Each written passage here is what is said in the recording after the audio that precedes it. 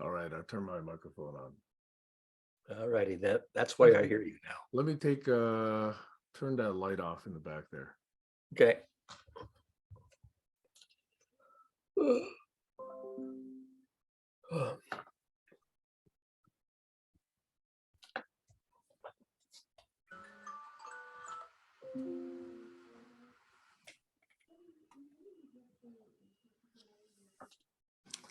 How's that? Is that better? Oh yeah, much better. Okay, let me bring up my notes. Bring up my volume. Well, let me see if I can turn on my microphone sensitivity then. You had that issue yesterday also. Yeah. Yeah, I think I have my speakers sort of at the most nominal level for these sessions right now. Okay, up my microphone sensitivity. Testing. Is that any better? Yeah, I think it'll be fine when somebody else shows up. We can see if it's reasonably evenly balanced. See, if I turn it up way too high, then sometimes it gets clipped. Yeah. Well, we'll see. But is it okay now? Yeah, it's fine. It's actually very good now. Okay. All right. So if I speak low like this, can you still hear me? Yeah, just fine. Aha. You can be the microphone whisperer. I could do ASMR. I just want to talk about inconsequential topics. Yeah, well, so do most people. Let's see, that would be Joshua. Oh, here's Stacy's here today. Yeah. Hello. Oh, turn your mic on, Stacy. Yeah, you're still on mute. There you are. Now we're hearing you. All righty.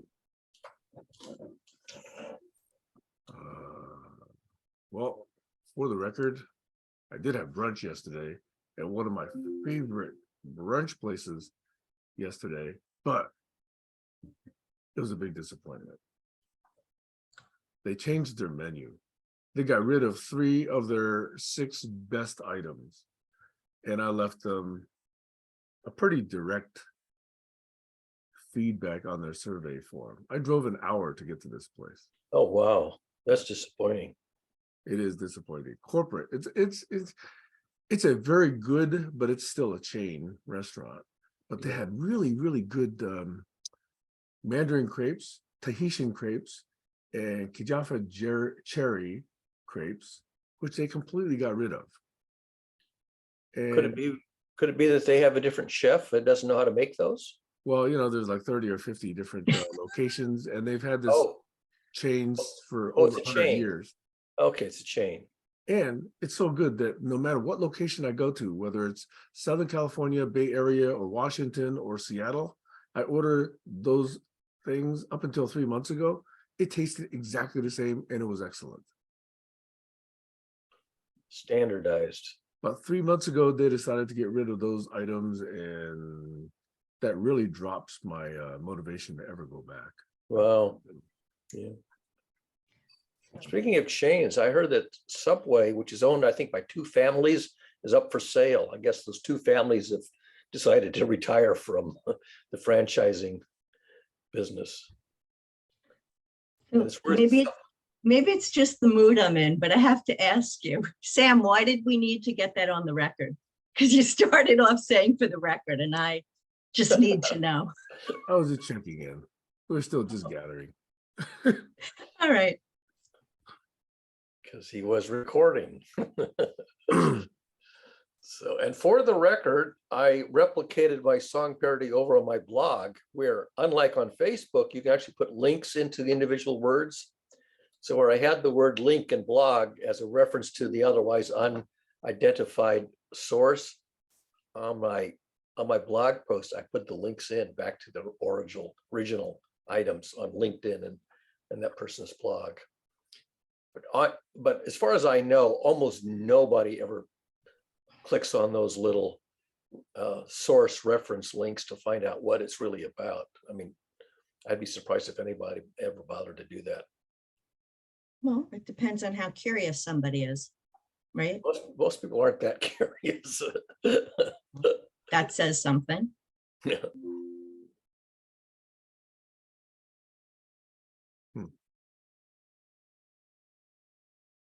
Anybody else want to check in while I'm looking for my notes? We're expecting Sam Chan today, I think you said. Okay, then I'll check in with something that's been on my mind. Let me see if I remember. Can you No, remember? no. I can't know remember what's been- on my mind. I'm still going No, on, no. but I can't remember what it is. to clarify, I know what's been on my mind. I want to remember the example of what solidified it for me. It's always on my mind about better ways to weave solutions. You know, I don't like this problem solving term. I think a solutions weaver is really what we need more of. So I think I was reading, oh, that's right. I was reading about how the poorer school districts weren't able to take advantage of money that was being offered in the new bill to buy electric buses. I think that's what it was. And, you know, I tried to look further into it. The reason being that there's a requirement that they have to be able to show the buses that they're replacing. But the poorer school districts don't have buses to replace. They're using other people's buses. So that made me ask the next question. Okay, so who would this hurt? Or do the bus companies that they're being used, do they have access to the same funds? And if so, then is that good? And if not, then should they? And what's the, you know, just all those kinds of questions. And then I was just thinking how, you know, we don't go that deep. Usually there's not enough time or funding. You know, the resources aren't there for journalists to answer all the questions that I would have wanted to have answered. And how great it would be if we were able to utilize volunteers to just, you know, further go into stories, not in the gotcha kind of way, but in the, like, you know, the civics fact-finding missions, figuring things out without having like, without having a bias already, like without having a motivation to, like, you know, get somebody, just to find out, well, what's the best way we could do this so that we could then tailor solutions to like, you know, not fall into, you know, any of the downfalls. So, you know, and then I was just, you know, so Congress is always on my mind and how it's not set up to work that way. And so that's what's on my mind this morning and many other mornings. You know, I was thinking this morning that back when I was in college, one of my housemates, one of my fraternity brothers was majoring in political science. And we used to joke that political science is an oxymoron. But if there were such a thing as political science, if it were legitimate as a real science, then there also should be something called political engineering. Because engineering is basically applied science. You take what you know in science and you use that to engineer in sometimes a creative solution, an innovative and creative solution, but certainly one that's consistent with the science. And although political science is an oxymoron, political engineering does exist. It's basically, how can you proceed pseudo corruptly and get away with it? how can you use the you know, the machinations of politics to pull off a result that if it were a science you really couldn't have done? You had to cheat.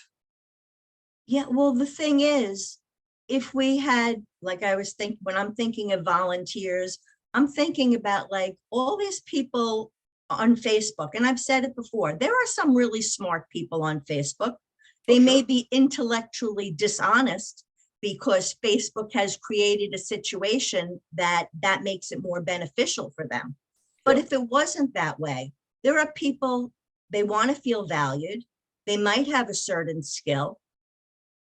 So it would be a way to be able to make people feel valuable, like they're, you know, they're contributing to a better society, especially people that have time on their hands, so that they'd be doing something more positive than, you know, just creating these culture wars and sustaining them. Yeah. So again, I'm always trying to blend the human needs in with, you know, engineering of the things that aren't as tied in with human behavior. Yeah. Yeah. Well, I mean, a lot of us have been trying to engineer the learning process, the education process. And engineering the education process is a very challenging undertaking, and we're nowhere near an optimal or ideal in educational practice in our culture.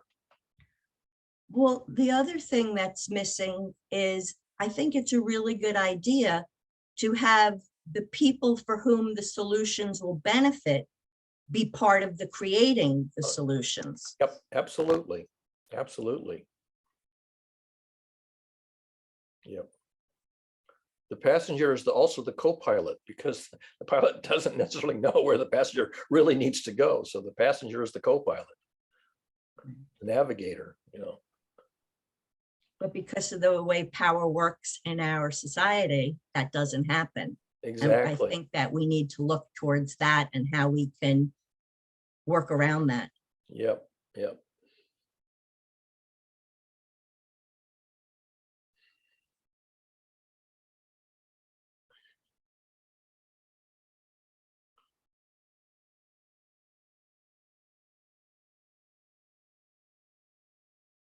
That was it for my check-in.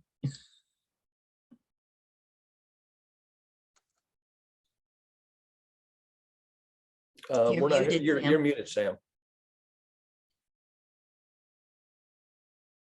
It's also a proposal for a topic. Yeah. And actually, it could be a whole semester's worth of philosophical or humanistic. I'm not sure what umbrella word to use, but yeah, you could probably spend a whole semester at the college level on this kind of stuff. That why is our culture not running as smoothly as you would like? Why does it keep getting these hiccups and running into these obstacle courses that you can't jump the hurdles and you got to do some crazy stunt? I mean, if you look at it, our history is full of people having done crazy stunts, even fatal stunts, in order to reveal a shortcoming in the culture.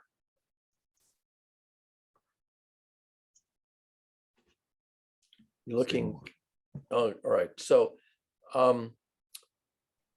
the most, well, there's a lot of stories in which the heroic character has to sacrifice themselves in order to make people aware of the issue and address it. So probably the best known example is the New Testament, but even Socrates is an example.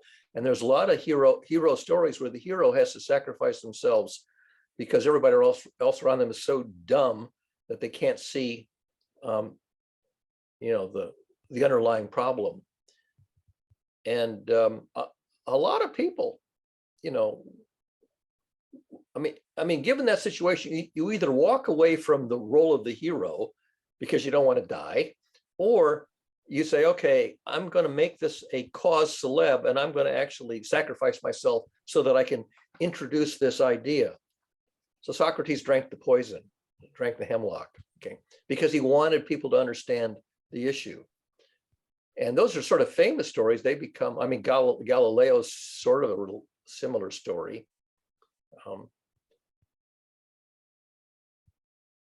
And so why do we have to have people sacrificing themselves to teach a lesson?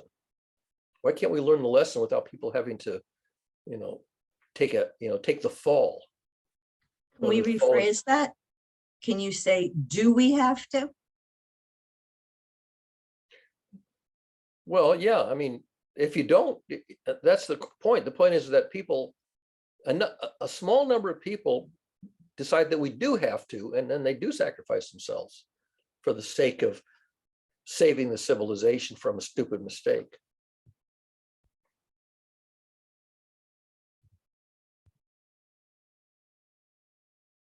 And that's a damn shame, the fact that that is a recurring motif, a recurring theme, a recurring trope in our literature, whether the literature is historic or even just synthetic literature, just to illustrate the point.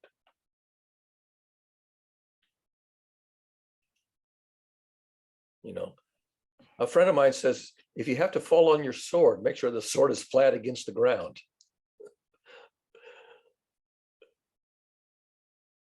Which is essentially, you know, do it with literature instead of reality.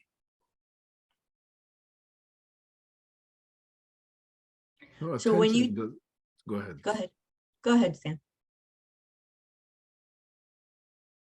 Go I ahead. was about to say, attention doesn't normally go towards what the media does not understand, right? Yeah, So if because the media someone's can't tell trying the to come story. up with something new that has a different meaning than what people are used to, Yeah, unless it sells, the media is unlikely to focus attention of its readers on it. right. So it's an attempt to get readership slash viewership slash attention slash eyeballs. Yeah, And if you look at what Tibetan monks have done with self-immolation, it's been that way for, unfortunately, decades. and Gandhi was the same story. Gandhi basically was willing to take the hit, at least to go to jail, to prove the point that of the British oppression. So, I mean, you have Martin Luther King, which is his birthday tomorrow, I guess. The celebration of, yeah. Celebration of his birthday tomorrow, and Gandhi, which is a very similar story, and parallels to the New Testament story as well. They're really very similar stories. And so you have these heroes who basically, you know, receive the pain that the culture inflicts in order to reveal that punishing people is really doesn't work. I mean, it's a practice that needs to be expunged from our culture.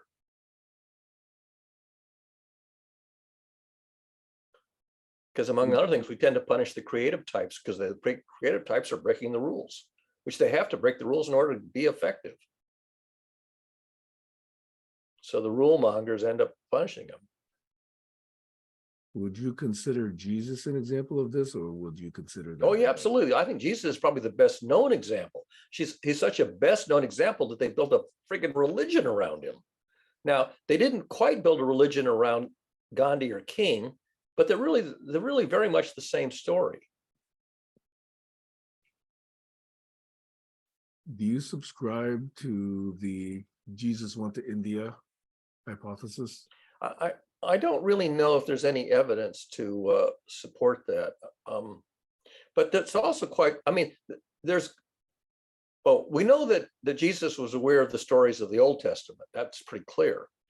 Was he aware of the stories about Buddha? Because Buddha was 500 years before Jesus. And Buddha was sort of an intermediate step between Moses and Jesus. And you have to ask yourself, was he aware of the Buddha story? And I don't see why not, because he doesn't have to travel to Tibet. The stories emanate, but they don't necessarily, you don't have to go back to where the story originated. There's a book, I haven't read it, that details that part of his life in some depth. Yeah, there's a book There's by also a Thich video on it. There's a book by Thich Nhat Hanh. I even own this book. So you know, Thich Nhat Hanh died a year or so ago. One of his books is called Living Buddha, Living Christ. And in that book, he parallels the story of Buddha and the story of Christ and shows the elements of the story that from the point of view of the story are the same story. But even this 3-day resurrection thing wasn't first with Jesus, was it? There were predecessors of it. Oh, yeah. Yeah, well, resurrection basically is if you think somebody is dead and they're not, then you think they were resurrected. And of course, it's, oh, here comes Sam. So, of course, it's easy to believe that somebody is dead. I mean, genuinely believe it for all the evidence is true, but they are not really dead. They're in some kind of a coma, or, I mean, even in modern hospital stories, you have people who are in, quote, some kind of vegetative state, but they're not dead, and sometimes they do come out of it. So you know, there are these near-death experiences where somebody's clinically dead and then they revive themselves, or by some process become revived. So that's not an unrealistic thing for people to think somebody's dead when they're not. The question is whether that's a basis for religion, that's debatable. It already is. Well, in that case, it is a basis. I mean, for a lot of Christians, the resurrection is the key element that makes it a faith. And by the way, just this week on public radio, there's a public radio show that originates here in Boston, but it's a national show. And they had that very conversation yesterday, which was repeated this morning on the repeat playback. And they had people who were talking about the elements of Christianity and those who have a more secular perception of it and those who have sort of the more theological or religious perception of it. And I think the statistic was 53% of Christians don't take the scriptures literally. They take them as an allegorical story that is instructive, but not necessarily historically correct. And that's typical of almost any kind of allegory or parable. That these are instructive stories, you can learn from them, but they don't mean that the events in the allegory, the parable, or the fable actually happened. So this guy says 53% of Christians find that the stories are instructive, but not necessarily historically true stories, historically accurate stories. But the problem is now, if they're trying to learn from allegories, are they learning themselves by reading it? Or are they learning because somebody's telling them how to interpret? Oh, well, probably a little of both. I mean, I participated in some Bible study groups and we the word exegesis. This is the word that they use let me explain what the story is telling me. That's an exegesis, okay? And so you listen to lots of exegesis. What's the plural? Exegesi. You listen to a lot of people explain what you're supposed to get out of a story. You listen to the exegesis and many of them, and then you go back and you look at it yourself. And I've got things where I've extracted things from stories that nobody else has written about. Three things that I've found where there's a systems theoretic concept embedded in the story, and nobody's ever pointed out that you can interpret it as a precursor of a modern systems theoretic concept, which is perfectly valid as a systems theoretic model. Yeah, I think it troubles me on 2 points. Number one, those who actually just take the authority to push out the quote unquote proper interpretation of scripture. That's number one. That's a problem. Number two is the low percentage of people who've actually written the base material. Yes. And they require someone else to interpret it for them. Same is true in science. They proclaim adherence to the faith. It's same is true in science. People write very arcane mathematical theories. You have the Schrodinger equation, you have Einstein's equations, you have Maxwell's, you have all these equations which one or two people worked out, and then you have these narrative interpretations of what they mean, people trying to explain it, because the average person can't read the mathematics and get anything out of the mathematical formula. And so you have all these interpretations, and in quantum mechanics, it was a religion. There's the Copenhagen interpretation, the many worlds, the blah, blah. And you had these little schools of thought, these religious schools of thought as to which interpretation to make of the mathematics. So it's not unlike, who do you believe? Do you believe this guy's interpretation or that guy's interpretation of what the mathematics is saying? I still don't qualify that as a religion, though, because those people are still open to new data, new interpretations, new experiments. Well, are they or aren't they? I mean, Joseph Priestley stuck to the interpretation of the phlogiston. He was not a quantum mechanic.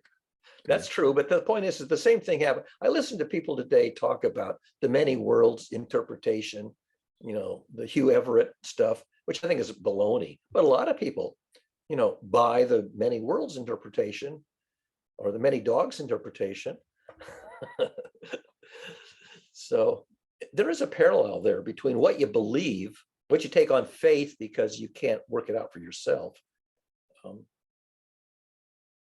And in that sense, it's akin to a religion where you have to believe the authority figure who tells you what the formula is saying, what the original mathematics of the original scriptures are saying.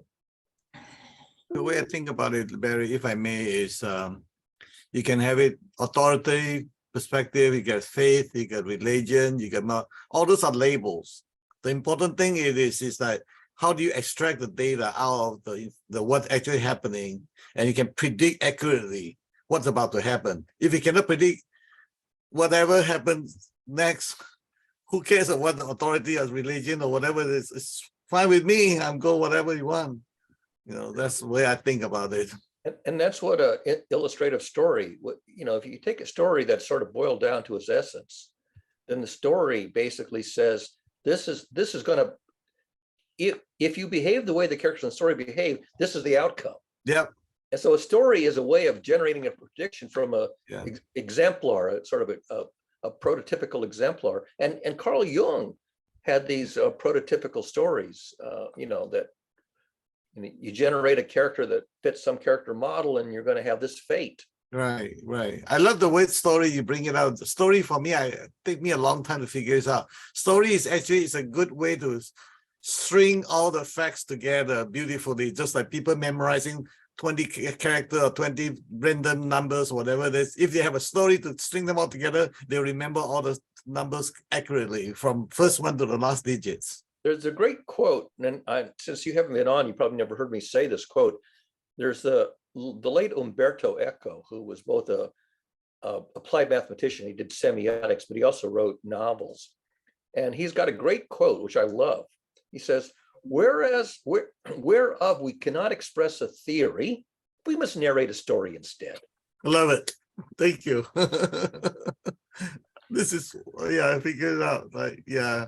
But another one that is actually more interesting to me is the near-death experience you mentioned as I signed on earlier. So from my perspective is that depend on how you define a near-death, right? So if some people near-death is like stop breathing, no pulse, brain dead, and then come back from brain dead. So to me, it's just a simple, labeling. I was like, okay, you were lost, no more pulse, and you come back, and no more, brain wave, you come back.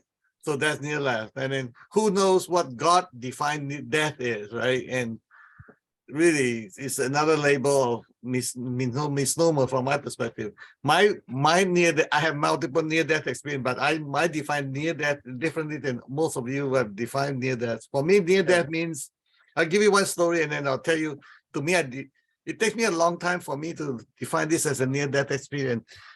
When I was about preteen, about maybe 12 years old, I live in a fisher village. And I was forbidden from learning how to swim. I was forbidden to go near the river because of the Chinese belief that my life, the day I was born, the time I was born, I have a terrible, relationship with water. So I must not near water.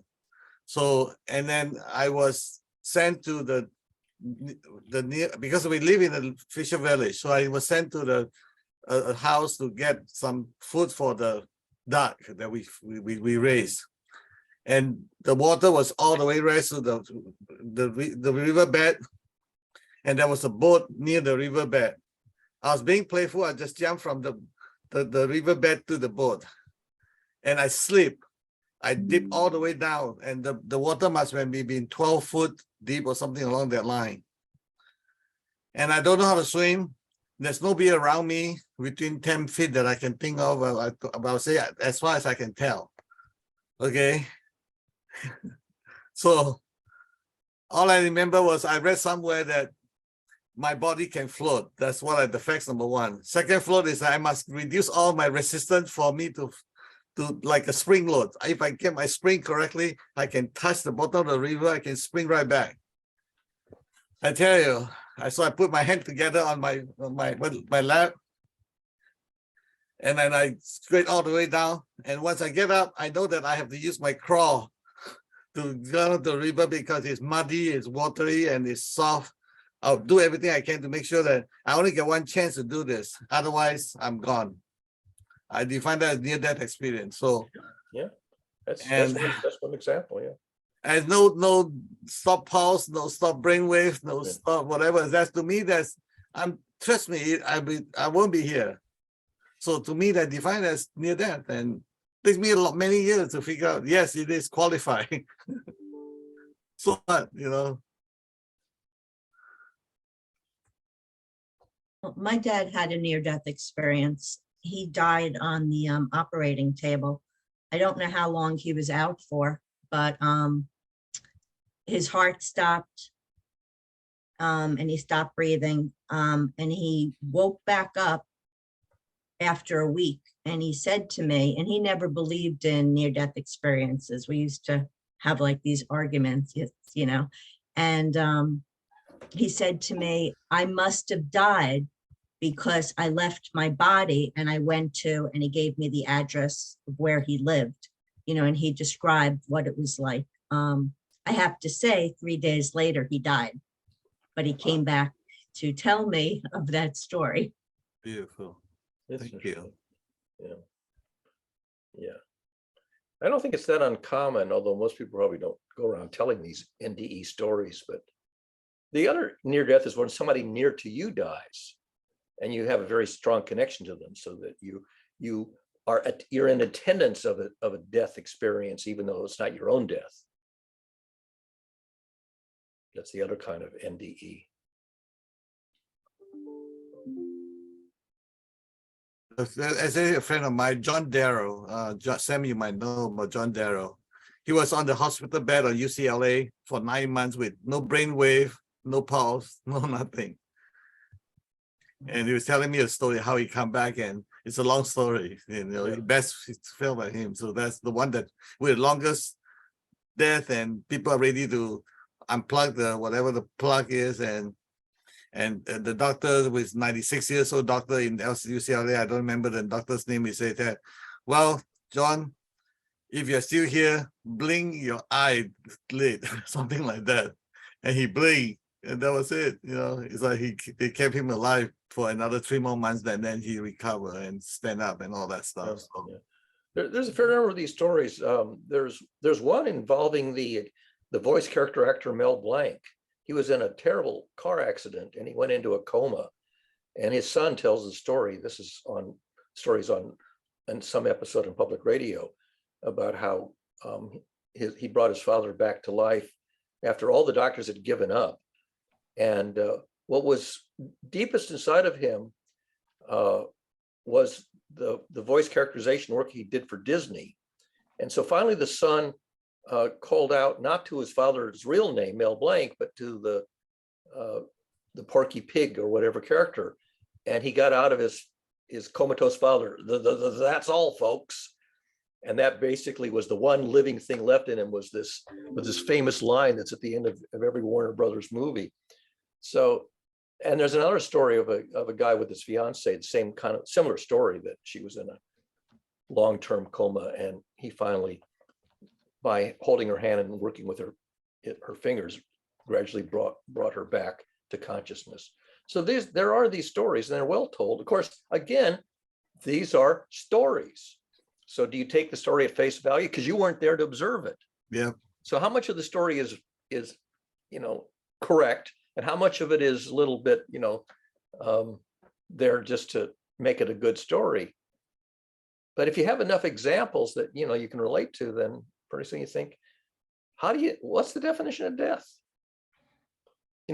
I have devices that die and I bring them back to life, so I bring a lot of dead technologies back to life, That's right. so, and maybe, if you're nursing, a sick person, and, they're all but dead, or maybe even would have been pronounced dead by some, authority figure who can pronounce death, and then they come back. So, yeah. Stories are instructive, but again, they may not be historically accurate, but they may be close enough that the model that they represent is a perfectly valid model. Right. That's, and as you explained, Barry, the story, another side of the story that's really important to share is the dream. So I one time took a class of dream. So the teacher teaches like, as long as you get the person to have the dream, tell the dream in first person perspective, and as if it's happening at this moment. So you see, you can get it, so you can associate with it, you can connect to it. Then you can help this person to figure out what the heck the dream is trying to tell you, something along that line. Yeah. Story the same way. If a story coming from the first person, is, it's a truth. I mean, the facts just present itself again, and it's real time, and you are in it with them, the story. Then you can figure out, okay, what's going on? Is that real or is that not real? If a person is not capable of doing that, telling in first position in the real time, then what should I say, trustability or the how real it is become a question. Yep. And a lot of people can have a dream and after some time believe that it was a real event. It's easy to mistake an imaginary event for a real event and to realize that it never really happened that way. It was just in your imagination. And when you retell a memory, memories get edited every time they get retold. Oh yeah, big time.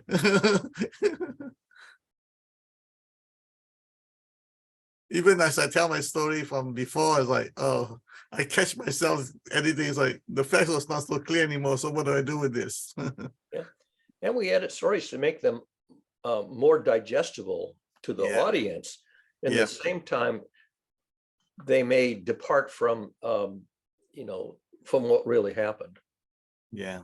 So, I got different yeah. interpretation with the same facts. Yeah, it's sort of like the Heisenberg uncertainty principle. There's a certain amount of fuzziness that's irresolvable. Right. And any retold story is going to have fuzziness, which may, may be a little bit deceptive. But you can't resolve, Yeah. where the reality ends and the fuzziness begins and the total imagination begins. The old saying, in your dreams, when you say something and in your dreams, that's, you can imagine it, but so.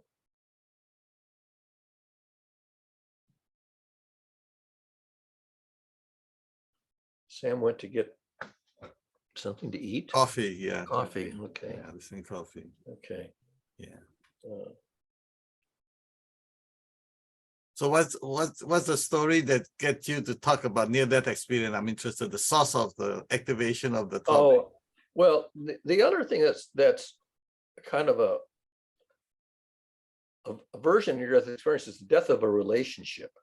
So you say you're in a relationship with somebody and something goes awry and you become estranged. Mm. So the relationship, quote, dies, or at least goes into suspended animation. Now, a lot of estrangements, after some time, they come back together again. So you're using the word death as more metaphorical. Mm. Suspension of animation, suspension of process. So if process dies, if the dynamics goes into suspended animation, it may never recover. It may be the death of a relationship, or it may just be a suspension. And so if you use death as a metaphor in other situations, we're not talking about a living creature, but something that's maybe not organic, or something that's abstract like a relationship. A belief can die and get resurrected. So yeah, I mean, you can apply the same interpretation to things other than physical living creatures and physical death. Beginning about, I would say maybe 2 or 3 years ago, I have this terrible, I call it phobia, is that whenever I think of someone, for example, my best friend in kindergarten, first in the grade school, I tried to recall that and I couldn't, and I worked hard. My brain just go in overdrive gear to try to remember what happened and the relation, the face, whatever. If I had to lay down and think about it, my heart will race like crazy. Then I get like a breakdown. I have to stand. I have to sit up from the bed. Then I call it change my change my body, change the way that I feel about it, change the way I sit, and then the problem went away. So it's like, I guess that's a death of my discontinued, I declared, okay, this relationship is dead or something along what you just said. So, yeah. So yeah, we use the word death metaphorically for a lot of things that are much more abstract or not specifically living creatures. Sam's back with coffee. Sam, was it the fear of not being able to remember? Or was it the fear of something that actually happened that you were having trouble remembering? Something happened. So for example, I have a good time with some dear friend of mine having a dish of certain food or certain something like that. And I couldn't recall what's the name of the dish or whatever, the detail. And I'm sort of data black hole something. It will suck me right into that thought. Then it will, I know that my heart will go race crazy. And I know if I pause it, I'm going to probably 200 pounds later. I have to sit down. I was like, okay, time to get up to change my position on my body and then take a deep breath, and then it went away. I told my doctor about it. I say, I don't need posing to tell him, come me down, I'm good. I know exactly how to handle it. So it's about an event. Usually, now that you ask me, Stacy, is event, a phase, something that I really want this memory really, really bad. So that obsessed with it, and I cannot not having it. Yeah. My heart will not leave me alone until I get what I needed, and have to change the position of my body to stop it. like, like, So, and there's an element of grief involved. If something or someone Yes. Dies, yeah, or something is not available that you sort of love, like Tahitian crepes or something. yeah, You have a experience of grief. Now, grieving over the loss of Tahitian crepes is not the same as grieving over the untimely death of your 30-year-old son, but there's still a parallel in terms of the experience, the reaction to it, and beautiful. how powerful and how long lasting and how Yeah. consequential the reaction is. So sometimes it's a mountain, sometimes it's a molehill, but the dynamics are not that dissimilar. Yeah, death and grief is, for me, is all right. Even you misplace a toothpick and you couldn't find where the heck you put the toothpick, is a grieving process. Believe it or not, it is that complicated. I have no idea why, but it is what it is. Yeah. So, I mean, the fact that we have this whole industry about, processing your grief at the loss of something that was meaningful, and clearly that has an enormous range from the trivial to the monumental. Yeah, you're right. What's really interesting is that the other day I had a dream, and in the dream, they told me that my father died. Now, my father died 15 years ago. When they told me in the dream that he died, I didn't feel any grief because I had already processed all that grief. Exactly. Yeah. And the processing phase itself had died. Yeah. It completed. It's a completion. So you complete a life, timely or untimely. There are people who say, I'm ready to die. My life is complete. There's nothing left to suffer through. So you have a completion process, and sometimes it's a kind of an untimely termination, and sometimes it's just perfectly anticipated a completion that you prepared for. The last episode of a series. Oh, that's hard for me.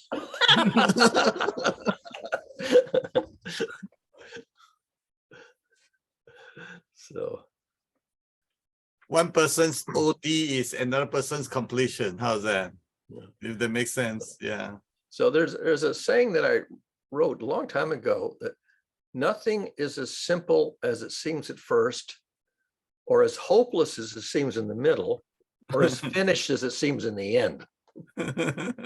Love it. Thank you. Yeah. So kind of talk about that. When I'm trying to have someone change something, so a dirty person want it to be clean, it could be a grieving process in between, Yeah. somewhere in there. Yeah. So we have this word of closure.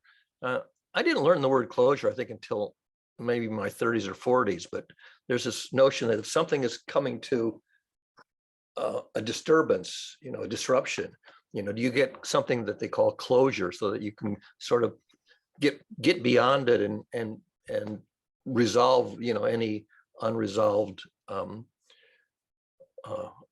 grief over it. And a lot of things, you can't get to closure. closure never happens. And then you have this baggage, this unclosed, this piece of baggage that never got closed in. And, Even as you mentioned the word closure, to me, closure is equal to death. It's like death to that, whatever that happening. That event came to a completion. I don't like it at all. It's like I'm terrible at closure. I don't know how to do it. Yeah. So that would be part of that semester-long course of, how do you deal with this issue of getting to closure on things that have stopped happening? That you, like your episodes, your last episode of your favorite series. The writer's performance close. I can handle the last episode because I knew this is, one season have so many series, and I can handle it because it's predictable. Right. Especially before I get into it. And I guess I wouldn't be able to do one night stand or something along that lines. Like, okay, I know it's going to be again there, and then it cannot get out of it. It's like, oh no, it doesn't work for me. Like, and look at how many series have a reprise that after a decade later, yeah, they have some kind of a post-mortem reprise of the series. So they don't really die. They just go into hiatus for a long time, and then they have a reunion and some kind of the Gilmore Girls did that. They came back after so many years, and they did 4 episodes, a year in the life. And so a lot of series, they'll reprise them, or there'll be a spinoff or something. So they don't really die.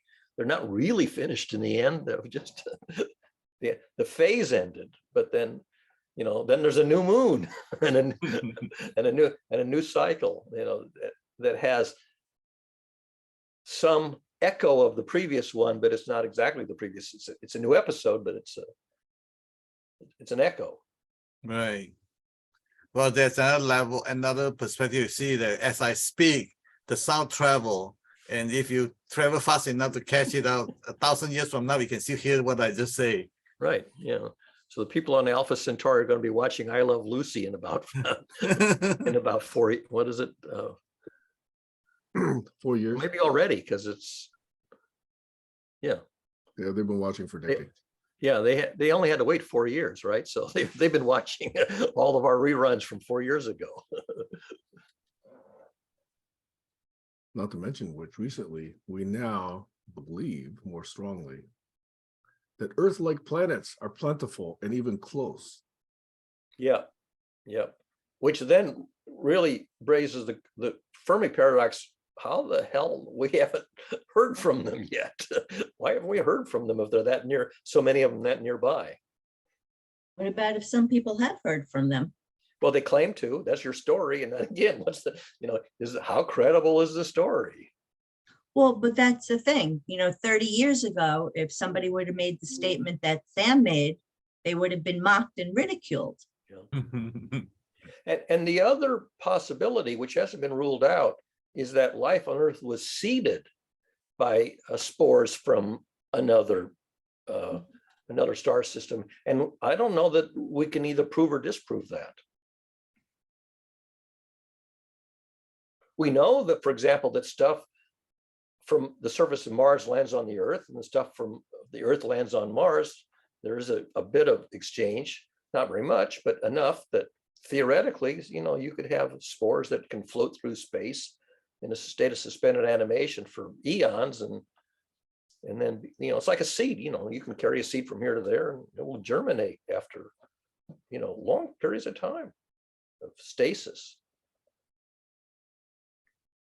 We can only see and experience and observe what we're capable of with a limited bandwidth, very narrow bandwidth. You can't rule it in, you can't rule it out. It's a possibility that hasn't been proven nor disproven. Yeah. One of my saying, I enjoy saying that again and again, is that the only thing I'm sure about is I don't know what I don't know. That for sure, it's a fact. I can't argue with that. Yeah. And that gets back to the original thing, is how do you make people aware of things that are worth knowing that they don't yet know? Because they don't know that there's something to learn. Yeah. And so how do you present a new concept in a way that a person is receptive to it, and are able to receive it and incorporate it into their knowledge base? Go ahead, Stacy. So I just want to ask another question. And I'm not saying that that's not the thing to do, but I just want to, just for the sake of practice, could we ask first if that would be a good thing to do? Do we want to do that? And if so, why or why not? Yeah, to And save not just for civilization that from going to hell in a handbasket. That's why. But not just for that question, Yeah. but to get in the habit of doing that for all questions. I think that's why we have such a huge body of literature. An awful lot of literature is written with that underlying concept, introducing ideas that aren't in the culture yet. A lot of creativity. And look at H.G. Wells. I mean, he imagined, things which a century later came to pass. Right, but I'm more interested in discussing the why first. And I think Teddy Kennedy would say, and why not? Or maybe it was Yeah, Robert that's not a Kennedy. good Some people ask example. why, others dream things that never were and ask why not. That was Robert Kennedy. But the thing is, if you always do what you have always done, you will always get what you have always gotten. Right. So to get into the habit of asking why before we go and do something, whatever that something may be, Yeah. could be a way to step back a little bit and just to check ourselves. Yeah. The answer to why not is it could be dangerous. It could have a bad outcome, which you don't know. And so, on the question of, should you try something that's never been tried before? Well, it might be a boon and it might be a bane, and you don't know. And Right, so but if you then take the next step and you say, well, in what ways might it be bad? Because then you could mitigate those ways. yeah, and unfortunately, you don't have the model to make the prediction because you But don't if you don't have ask any the evidence. question, if you don't ask the question, you're not going to get to making the model. Right. So that's why in science, we try to figure out how to do experiments in a safe setting. Can you do a micro experiment to test an idea in a contained setting where if it goes awry, it's contained? And part of a lot of science has to be done in very carefully controlled, safe environments in case something unexpected happens. And they had a devil of a time getting approval for the Large Hadron Collider because people said, oh, what if you make a black hole and it eats the Earth? Well, it turns out that the mathematics doesn't support that happening, but the mathematics is so arcane that you couldn't explain it to the people who worried about black holes. And eventually, they did build the Large Hadron Collider, and it didn't make a black hole, and it didn't eat the Earth. And the mathematics for why that couldn't have happened is well understood by the people who do the math. But the people who worried about, what happens if it turns the Earth into a black hole, you could never convince them that they had an ungrounded fear.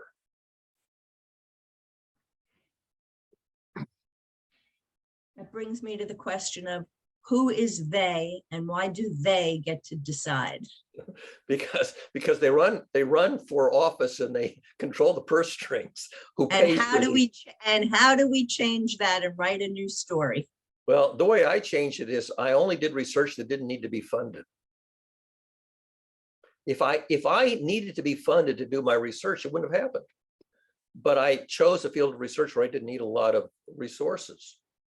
Well, that brings me to the question I wanted to ask when Sam was talking about the media, about what brings in money. I wanted to say is, well, how do we change that model? As citizens, how do we change that model?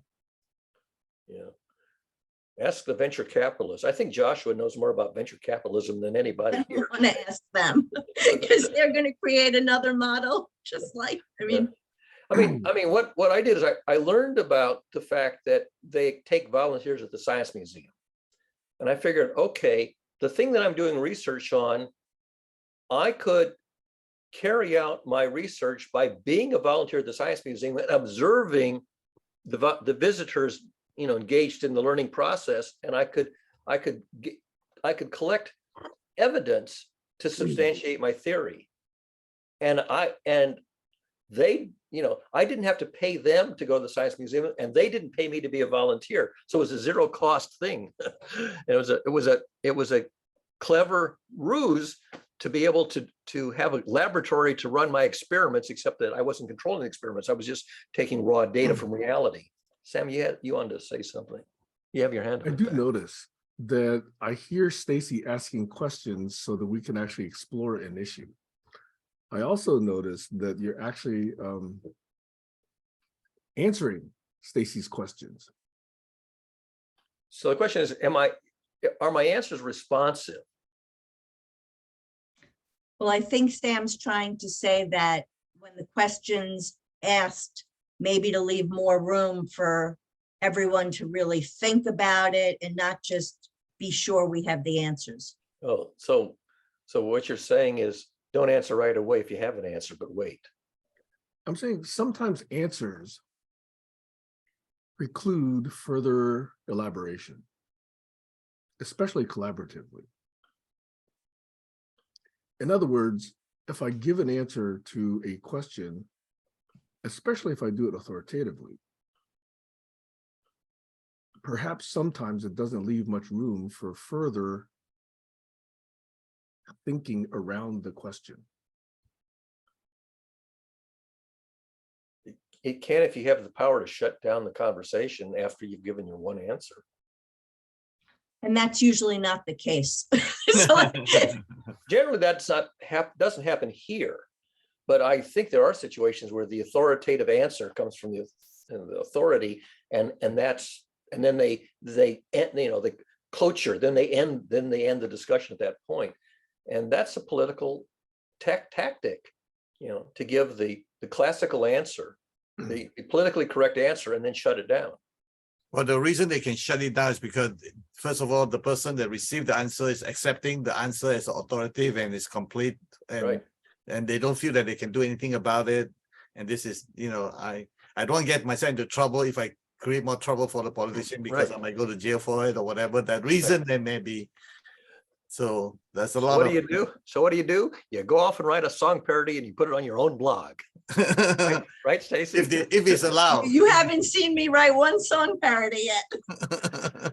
Well, that's true, but I've seen you write stuff on your blog, not your blog, but your Medium account or whatever. Yes, but I'd much rather come and just ask the question. So I appreciate Sam for noticing that, because I feel like that in a lot of groups, and it does get hard sometimes, but I feel like it's important to keep doing it. So Sam, I appreciate that.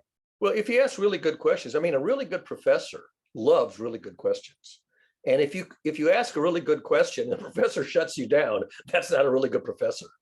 I've had both. I've had some who love these questions that they say, that's a damn good question. We need to think about that. And I'm not going to answer it right away because I don't have a good answer. But more often than not, or disappointingly so, I will get a put down. That's a terrible question. You don't understand this. So they will shut it down by some hook or crook. And I've had a few professors who've done the shutdown and wouldn't respond to a question from me. That's a stupid question, or that kind of a thing. And I could even give examples, but I don't think I need to. Go ahead, Sam.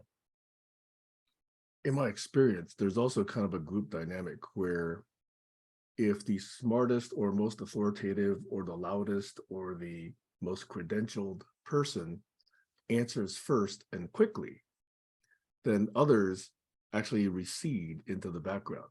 Yeah. And they don't feel like, oh, well, the smart person already answered it. What's my question worth? In that case. Yeah.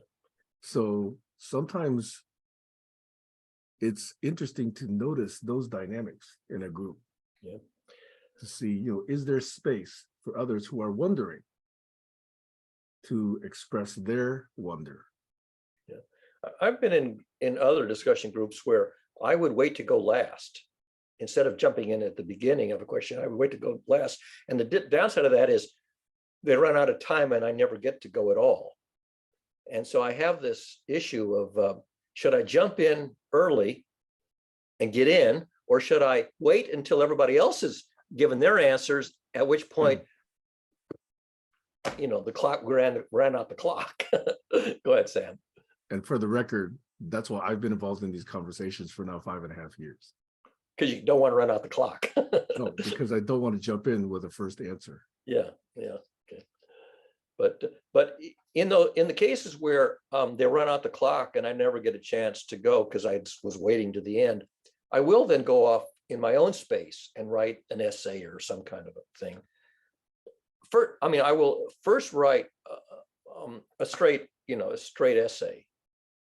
And then if that doesn't work, then I will go to increasingly artistic forms all the way to song parodies and comic operas and jokes and things like that. Sam?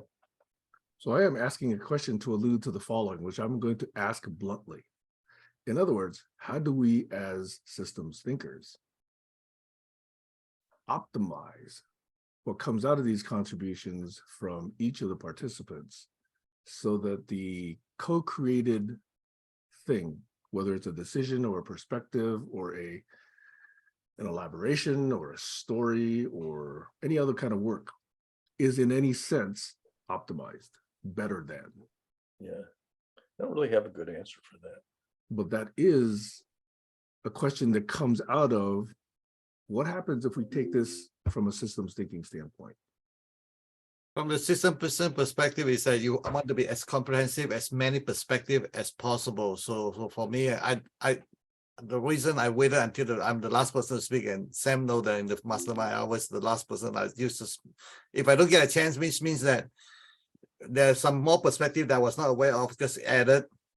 I'm always counting the number of perspectives it's coming from, and then of course they have a different story and different level. I call it levels and perspective. So system thinker is that the more perspective you can check your system thinking. If it's, well, again, it's the usefulness is the next thing here happened. Can I predict that accurately? That's my final goal. That's my meta outcome. If I can predict accurately, man, my system thinking is complete. If my prediction rate of success is next to 0, then out the window it goes.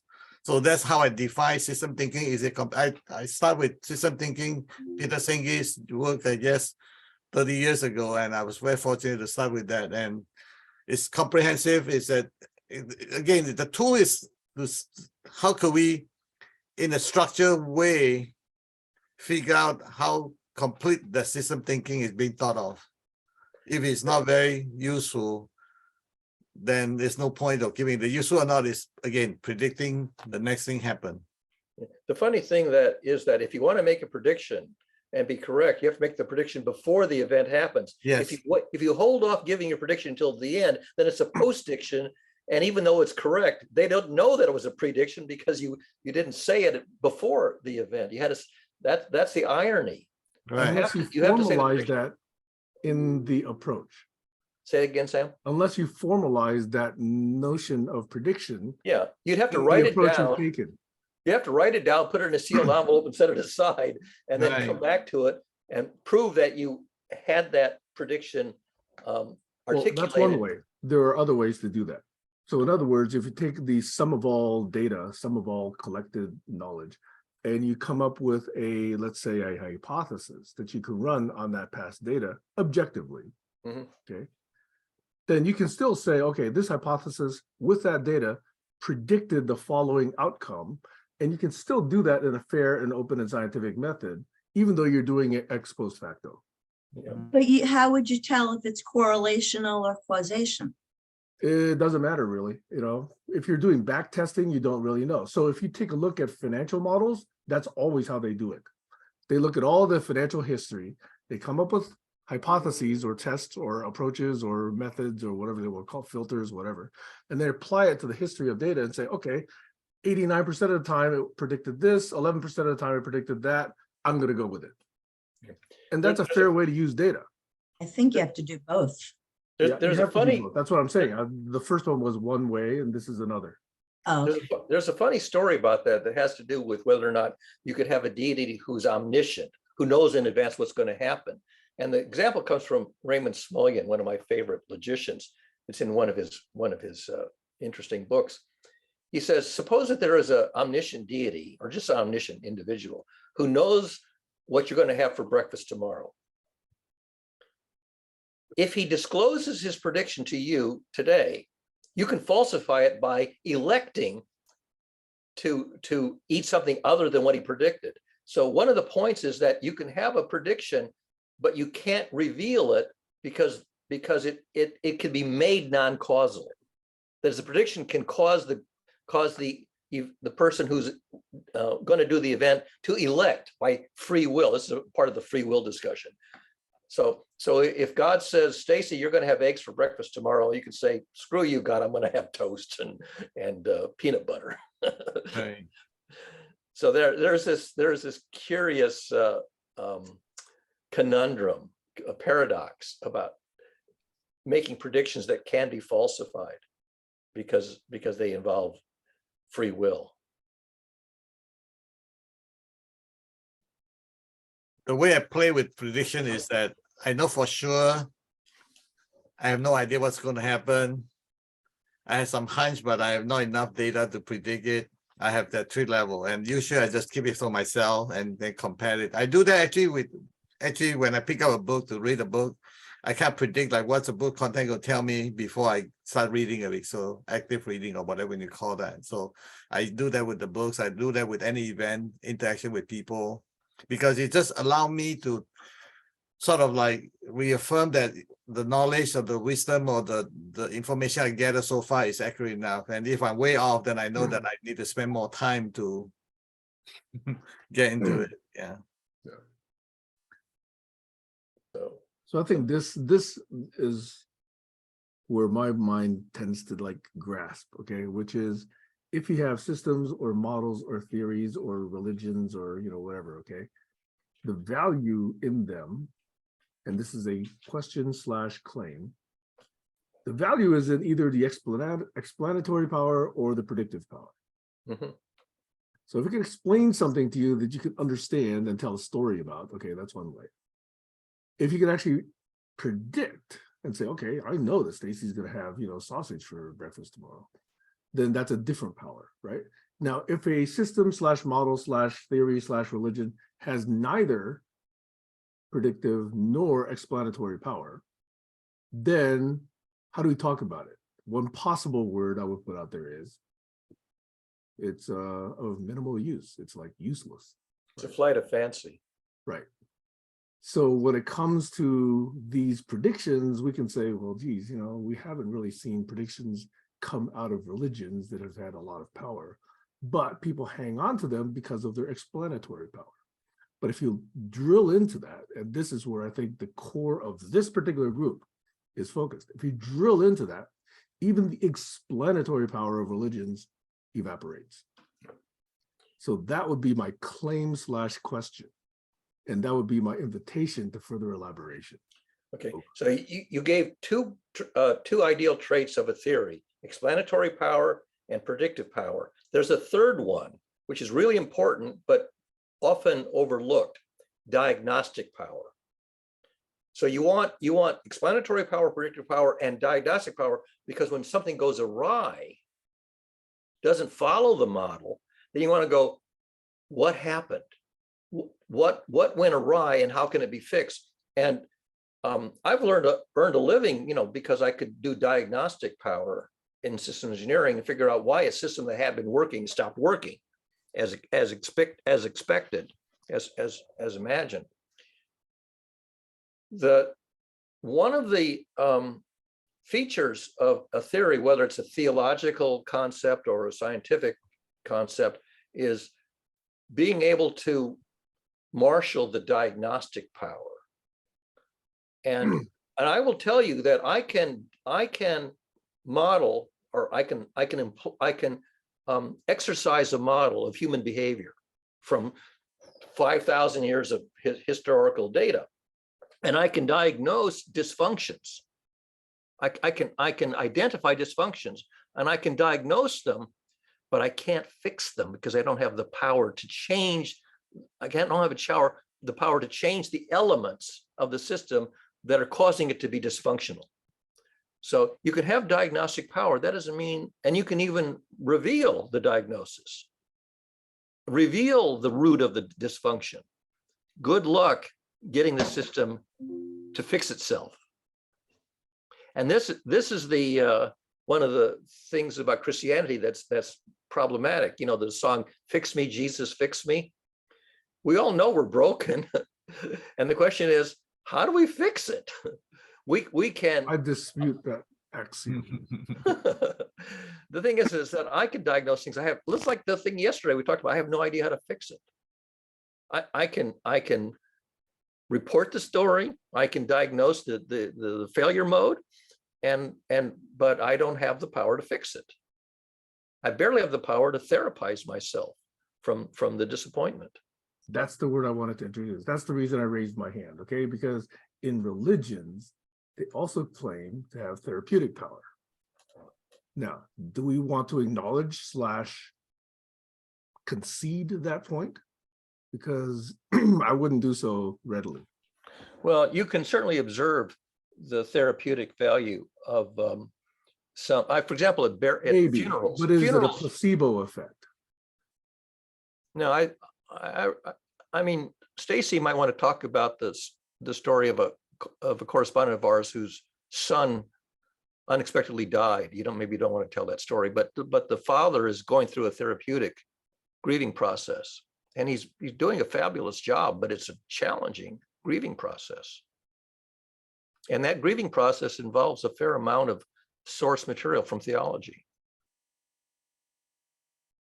I Even might though have a story I can tell about this is that will be relevant. So for me, it's all about focusing on the topic that's important to me, that it requires my absolute attention or focus. So this is about 20 years ago.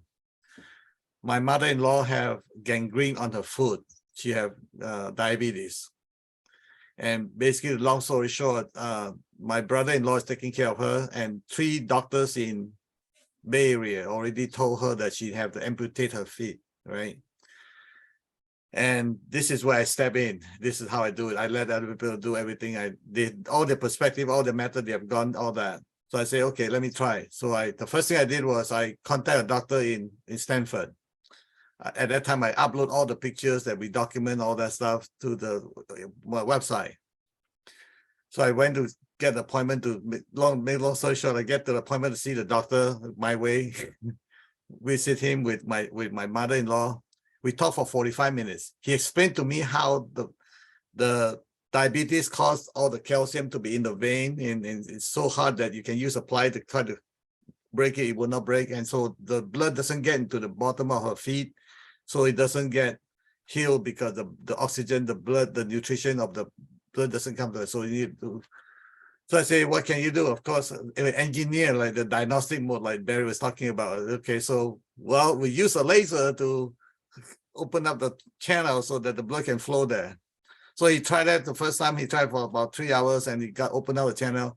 The healing was beginning, and after about another 6 months, it stopped again. And he tried a second time. He said, give up. He's like, there's no way I can open the channel again second time. So I found another doctor in San Francisco who is supposed to be, what do you call it, the foot doctor, podiatrist? Podiatrist. Diatrist. Podiatrist. Podiatrist. And he's the master teacher of all the people around here. So he was so nice to me that he showed on Saturday to let me see him. And so anyway, let me long story short. So I went in and talked discussion. He said to me, okay, there's a new medical device. You have oxygen like a balloon put around your feet, and you force oxygen into your feet directly.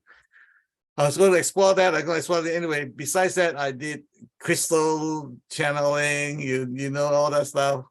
You know what makes the difference? That makes the difference was when she was at home, she lay down on the bed, the massage chair I bought her flat, and she was so tired that she fell asleep. And I see the opportunity of being able to talk to her subconsciousness. So I kneel down and right next to her and, you know, touch her feet and stroke it.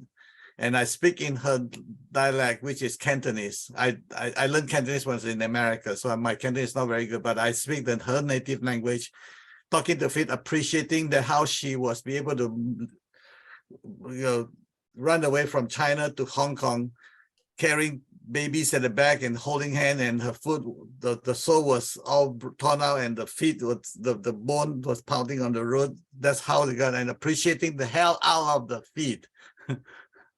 After that day, for some miracle reason, the blood started coming in and the healing began. And 20 years, and she get to keep her feet and all that stuff. So the miracle I define as that the technology is not quite there yet, and then the time catch up. So now they have something called HBO. They force oxygen into your body. Anyway, if you're interested in HBO, so they force, and so it happened again about 5 years ago, and they use HBO to take care. I don't need to get involved. So it's diagnostic result, somebody I care about. I deal with miracle. And by the way, when I went, my mother, I was so busy that my brother-in-law took my mother-in-law to see the Stanford doctor, Dr. John Harris. He said, "Wow, miracle Sam." It's like, that's the label he gave me. Like, because he couldn't handle it and I did it. And he was like, "Oh, it can be done." So anyway, make a long story short, he says all the stories talk about diagnostic. I know oxygen need to be in the food. I know about, again, whatever I need to do, if it's important to me, I put all my focus in there. I'll figure out, yes, I can get things done. I know what to do. I know what to do to fix it, and I'll figure out what the way to do it. I don't care what it takes and all that stuff. So hopefully this is something useful for this discussion. Thank you. Would you call that an experiment? I don't want to label it. All I know is that I got lucky. That's all I can tell you. And I got completion, you know. You might call it an inspiration. Thank you. And an inspiration is interesting because the word comes from spirit. Mm. And by the way, spirit, spira in Greek is breath. The word spirit is literally the word for breath in Latin, and well, mainly in Greek.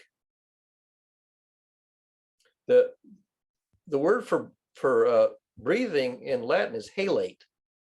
Inhale, exhale, from which we get halo. And why did the artist draw a halo around the head of the saints? Because if they're oxygenated, their face flushes red and glows from the oxygen. And how does a medieval artist draw that? They drew a halo, same word, around the head to indicate that this person has, you know, been inspired and inhaled and fed oxygen to their face, and it, you know, they glowed. The face literally glows from the oxygenated blood in your cheeks. Beautiful. Thank you. And that's just etymology of words. Yeah. And by the way, this is only one of the many things I did that I couldn't explain why. And I said, I just get lucky, you know, bring people back to death, cancer, stage 4 cancer and all that stuff. So I have many stories like this that I know what is important to me, and I know what to do, what's needed, and I just take care of whatever needs to be taken care of. If you're inspired with a fresh idea that works, that's an inspiration. That's an inhalation of inspiration. And if you try something that doesn't work, that's an exhalation of exasperation. So notice inhalation of inspiration and exhalation of exasperation. You got the Greek and the Latin, the spira, the breath. It's all in the breath. It's all in the oxygen. I want to So- mention that it's important to me to mention this. It's clear that while I'm doing all that, I have no doubt whatsoever that it will be done. I was going to just bring that up because I was going to say it's ironic when people use the word placebo when they're talking about like an experiment and they talk about the placebo effect. It's almost like saying, well, this wasn't real. It didn't count. But in fact, it is a real effect. Thank you. It is. It is what it is. And to go back to, I don't know if you were on the call when Barry said it, but this is what I wanted to say in response to Sam talking about religion and if it's not predictive. Barry had mentioned that like 52% of Christians take the stories to be just stories. And so, of course it's not going to be predictive. They don't even believe it themselves. And that's part of it. That's part of the problem. You know, I mean, when I was a child, I remember saying to my mother, for whatever reason, we were surrounded, when we moved into a new neighborhood, we were surrounded by a lot of very religious type Christian people. We were Jewish, and one of the people actually told my mother that, you know, they wouldn't be able to let her in the gates, the pearly gates. But I said to her that I didn't think most people really believed in religion, because if they did, they wouldn't be so afraid to die. Like, that never made any sense to me. So Right. I don't know. By Beautiful. the way, Stacy. that's a main theme at the end of the Harry Potter series, where Harry Potter gives himself up to Voldemort and everybody thinks he's dead, and then he comes back. There's a resurrection right at the end of the Harry Potter story, where Mhm. he Never read Harry Harry Potter. Potter sacrifices himself. It's the same story, same as the Passion story in that regard. If you see the healer of a lot of religion thing is given the power rests in me, you know, if you because you are the faith, you come believe me, and therefore giving the power rests in me, I can heal you and all that stuff. So it's a lot about belief. And one of the trick I use, I call that the 3 rules of, if you want Sam's help, you have to satisfy all these 3 rules. I don't tell people it is, I keep it in myself. Rule number 1 is that you have to believe, really, really believe that I can help you. Unless you can really, really believe I can help you, sorry, even if I want to help you, it's a waste of time. Right. That's rule number 1, letting in the gate. Right. And that applies to that story yesterday, that my correspondent didn't believe that I could help her, and I didn't believe that she could help me. Joshua put his hand up. Yeah, I just keep thinking of that Lewis Carroll quote. Everybody wants a magical solution to their problems, but they refuse to believe in magic. Love it. If you believe in science, you're getting pretty close.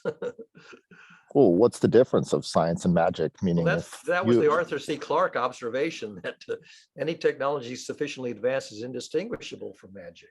but let's dive deeper into that. What he's really saying is, if you have electrical impulses coming out of your body, what are you doing with those electrical impulses? Hmm. And if you're just touching your iPhone with it, that's one thing. But if you're healing someone's foot, that's something else. Right. And that energy is not fake. It's real. It's really coming out of the body. You are an electrical being. But how do you use your electricity? Yep, beautiful. And And AC or DC. Yeah. belief has nothing to do with science at all. You know, science is a concept. Science is a form of study. Whether I believe it or not, it's irrelevant, should I say, irrelevant to science, with respect to the science. So I believe that, like what Josh is saying, the impulse, the pulse that comes to my eye, it's way beyond, it's beyond science. It's, you know, it's like, do you really believe that I can help you? It's nothing to do with science at all. It's totally like, I believe in you as a person. I believe your ability. I believe in your integrity. I believe in whatever what people have told me about you, something along that line. It's not just AC and DC, it's also IC and SC, information current and spiritual current. Well, there's a lot going on. I think just in the last 100 years, we start to understand how animals are navigating the planet. And it's because of our detectors of understanding magnetic fields of the earth, understanding how things are actually happening in nature, Right. instead of it just being a magical, you know, the bird just came out of nowhere and said something. But you go back to your Raymond Smullyan of the birds are talking to each other and having conversations continually through the woods. Yeah. But if we don't know the language that's spoken, then it sounds like magic. It sounds like gibberish. It sounds like just things happening. Yeah. And I think there's a lot of languages that we haven't detected yet in that same metaphor throughout all of this consciousness, this experience of being human. It's really still a mystery of what we're doing here when we talk about these other planets, the Fermi paradox. Why are we the only ones that can detect ourselves, but we can't detect other things? It's because we haven't used the languages yet that we don't know to use. Right. and we're still discovering. And I think that's the fun part about being alive, is all the discovery that can happen ad infinitum, of internal discovery all the way to the microscopic, and external all the way to the cosmic. It's pretty amazing. Yeah. There's no border. And if there is, what's behind that? If there is a wall, what's behind that wall? And I think when we separate, I don't know, I keep thinking, this is just a thought that's been coming to me, is I asked my daughter to count to 3. She's 19 months old as of yesterday. And she goes 1, 1, 1. She knows it's separate, but she doesn't separate to the next conclusion, because I think her brain hasn't developed to separate yet. And I think as a child, we are one with everything because we're still in that theta state as a little child. We haven't separated out. I mean, she could look in the mirror and see that that's someone else. She even calls her name when she looks in the mirror. But I don't think she really knows that that person in the mirror is separate from everything else. And I think that is a learned thing, to separate. And if we don't learn to separate, I would love to study cultures that don't separate and that don't feel separate from their family, their mom, their dad, their brothers and sisters, and aunts and uncles. What would that feel like to live in a world that's not separated? And what would the language be like in those worlds? There's a Beatles song called Come Together, in which there's a lyric sung by John Lennon, 1 and 1 and 1 is 3. I know that song, and thank you for reminding me that. Thank you, Barry. Thanks, Joshua. I was thinking as you're speaking, there's a different perspective of it. It's actually what I call the hardware and the software. If the hardware is not fully developed, the software can't do anything with it, So unless it's, like my daughter, when she was, 6 months old or whatever, she will sleep through the night, and her sensor of her stomach, she doesn't get hungry. And my son, on the other hand, her hungry sensor on the stomach is every 2 hours have an alarm come on, So hardware and software, so like that. Yeah, and the chemicals are so amazing inside of the body, how they all mesh together, and then the activator of the chemicals are the thoughts and the brain waves. And Yep. if it's, like they separate it in other cultures with kapha, pitta, and vata for Indian culture, but that's just a way of saying the movement of the body itself shapes the body. Right. So the people that are large move slower, the people Right. that are skinny move faster. But then you see those anomalies where there's someone who's a large person moving very fast, and it's confusing for people. Right. So, yeah. So another way of hardware, software, the way I use that knowledge is that, I know my kids, when they're teenager, they want to learn how to drive. I say, well, this is how I teach them. I have them do an experiment that to calibrate how much attention they have for many things. So the way I do is this: I'll tell them to take as many classes as they need from the what they call the driver lesson class thing, because I have no patience for that. So they do all that, and then I say, when the time you finish with, I don't care, 20 lesson or 50 lesson, my last lesson is coming from me. So on the Sunday morning, we'll go and take a drive, and we lay out the path on the map, and this is the route we go. Takes about 15 minutes drive on the neighborhood. And the first one is driving without any distraction, no talking, windows up, no radio, no phone call. And the second one, introduce one distraction at a time. And the last route would be loud music, talking to mom, all windows down. Okay. And this is how it goes. So it's like, depending how many attention can you handle and juggle at the same time and not get distracted. So once you get it calibrated in your brain, first-hand experience. So of course, a couple of weeks later, Daddy, can I drive to the school? And I'm late now. I need to get going. So say, how many distractions? Traffic jam, heavy traffic. You're in a rush. How many distractions can you handle? Oh, it's beyond my allocated limit. So can you drive me, please? Okay. That's how, again, we know their limitation, but because,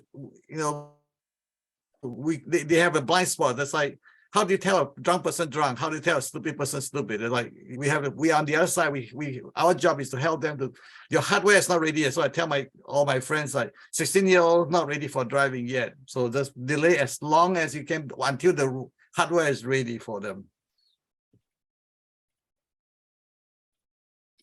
Thank you.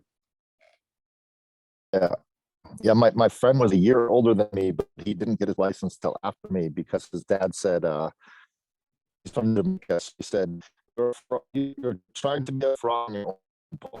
And that's what he was doing because he was fully formed with his hardware. I can't hear you. Sorry. Don't move. If you don't move, then the bandwidth will be doing much better. That way I can hear you. Say that one more time, please. Don't move. Yeah. So stay still and I'll talk. Can you hear me now? Much better. Thank you. Okay, it's the microphone, I think, in the ear. Okay. So my friend was just his dad would call him a tadpole and said, "You're trying to be a frog when you're only a tadpole." Good. And because he felt his hardware was not developed yet. Yeah. And that my friend just took that as he has to wait for, he didn't know that he could drive because his dad told him he wasn't allowed to, even though legally he was over a year.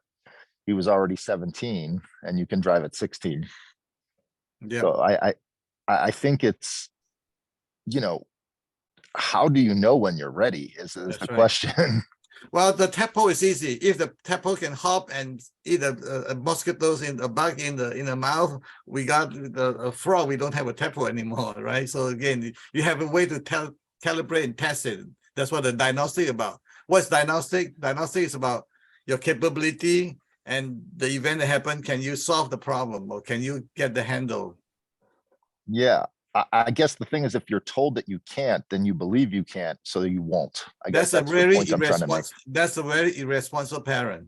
And that's why I agree. lazy parent. As I call lazy parent. Yeah, he was a lazy Jamaican parent who was older and lazy, and Yeah. I love him. And lazy is a misnomer also. If you go down that he has a blind spot, the parent have a blind spot that doesn't know what to do with yet. So if you have the responsibility to say, how do you know when you know? So if you are the son, your responsibility to make sure that you're not making authoritative conversation. You're like, you cannot do this. Like, the more you say you cannot, the more I wanted it. And that's you trigger the rebellious part of the child. I guess I'm trying to bring into the conversation that belief is very important to develop. Yeah. That's right. That's right. And you got to treat it with a lot of respect. And when somebody believes in you, so the first thing I would say that what incident or what story or what it is that caused you to believe, I want to make sure that part of it get clear and it's true. It's not hallucination. It's not something else. I believe in you because you're Sam. Like, no, that doesn't work for me. Yeah. Like my favorite thing, I play pickup basketball, which is where you play with people you don't know and you're just on the court and they pick teams. And I like to pick the worst player on the team and give him the ball as much as I can, but still win the game. So that's the game that I play, is a different game where I try to make it close. Just when we're winning, I give the ball to the worst person and let him shoot. Yeah. So it keeps the game close. But then if the worst, I've had this happen several times, the worst person makes the winning shot and it changes their life. Like they feel so empowered. And it's so beautiful to watch this person that they know they're not very good. Yeah. But they made the winning shot. And then you see them the next week on the court, they're better. And if they keep coming. Yeah. It's again, same thing with belief and you're doing it. You have the bandwidth and your attention, you have the compassion to be able to do that. That's why I say it's important to you, and therefore you zoom in and figure out what's needed to be done and you do it. And to me, that's like priceless. It's beautiful to empower people that were never like I used to be a DJ and no one would let person touch their records or the needle because it's very expensive. Yeah. But I would let people touch my equipment and they said, no one ever let me touch this stuff. I never was able to DJ.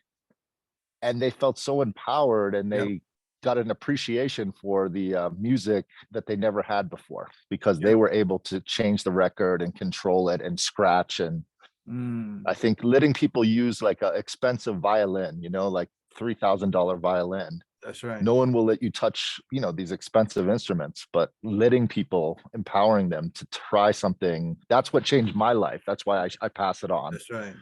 You are basically healing their deficit. Or giving opportunity where there never was one before. That's right. Yeah. Beautiful. Nice.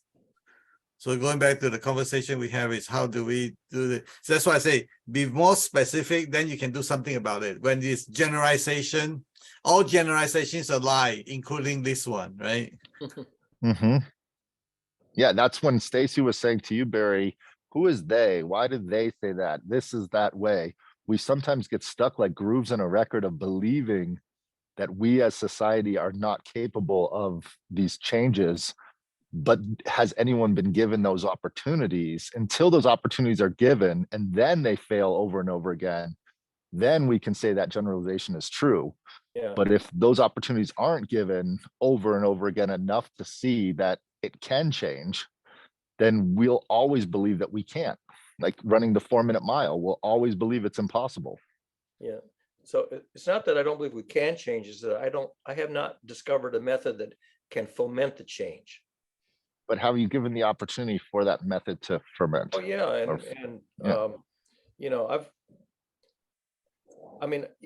If you go back to King and Gandhi and other examples of people who've tried and we still have racism, right? And India is still not an enlightened country. So, you have all these famous stories and then the less famous ones. And I've been through that cycle myself where I've, done my best and basically got kicked out of the system because the politicians who were running the system didn't want to correct the system because then they'd be out of power. And so I've looked at the number of times I've been booted out of communities where it was supposed to be systems thinking and science, and the people who were in power were not the scientists, were not the systems thinkers, and they kicked people like me out. Thanks, Barry, for sharing that. That's a really important topic here from my perspective. So the way that I say it is that, I cannot change it yet. I like to add the word yet at the end. So that gives me hopes. Yeah. And then the other perspective, the other sentence I usually add is that I haven't given them a compelling reason to listen to me yet. So it's my job, my responsibility to convince them, not they convince me, or they kick me out because they think I'm a troublemaker. But if I'm, if they believe that I can help them, then they will want me. That perspective. The metric is that my therapist writes song parodies. So every time I have a misadventure, call it a misadventure. Okay.